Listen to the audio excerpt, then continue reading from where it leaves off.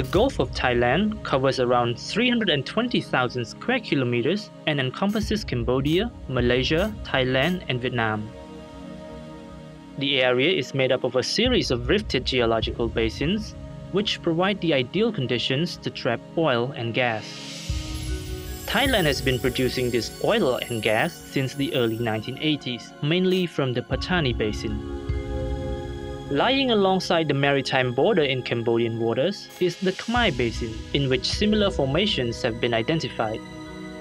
This may be the source of the first oil to be produced in the Kingdom of Cambodia.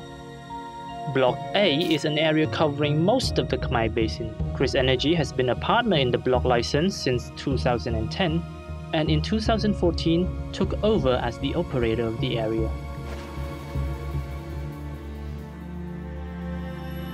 Some 40 million years ago, this area was a rift basin in which lakes and rivers formed.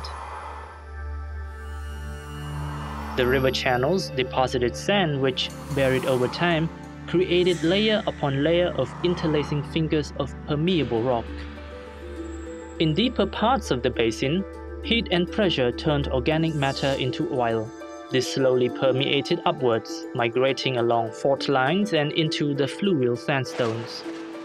Now buried between 6,000 and 9,000 feet under the surface, the oil is trapped in these rocks by further faulting and by sealing layers of impermeable shale. Since 1973, 26 exploration wells have been drilled in Block A, and 23 have found hydrocarbons, mainly oil. Seismic surveys have been merged into a single high-quality dataset, providing a detailed image of the subsurface. This shows that the oil is located in multiple fault-bound traps, but this will be the first oil to be produced from the Khmer Basin, so there is some uncertainty regarding reservoir performance.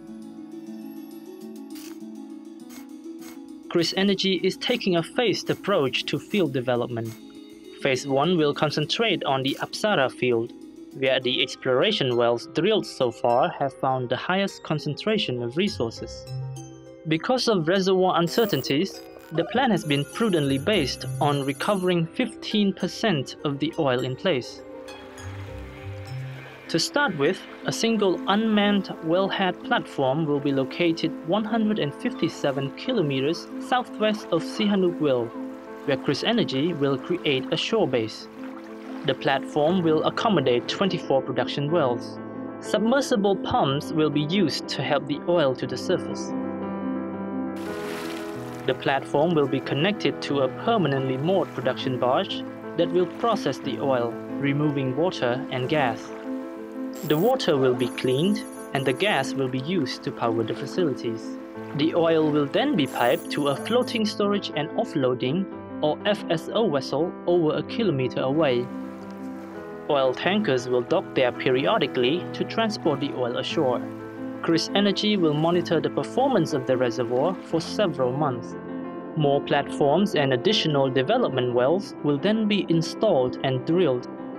Phase 1B may include some 72 wells, tied back to 3 additional platforms to tap the numerous stacked reservoirs within the Apsara production area. If this further development is successful, new appraisal wells will be drilled in as yet unexplored areas of the Khmer Basin. This may lead to further development drilling and wellhead platforms, each with a production capacity of up to 10,000 barrels of oil per day. At this point, production will have increased to levels that outstrip the capacity of the processing facilities on the production barge. To manage additional volumes, a processing platform will be installed and linked by pipeline to the existing FSO vessel. The total Apsara development could cover an area of sea equivalent to the metropolitan area of Phnom Penh.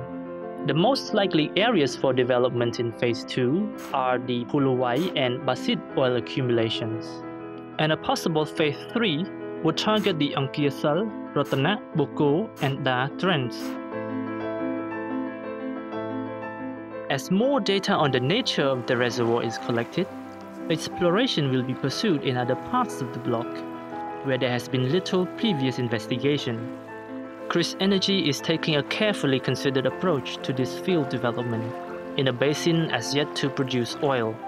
Doing so will provide the best chance of unlocking these untapped resources, helping the Kingdom of Cambodia to join the ranks of oil-producing nations.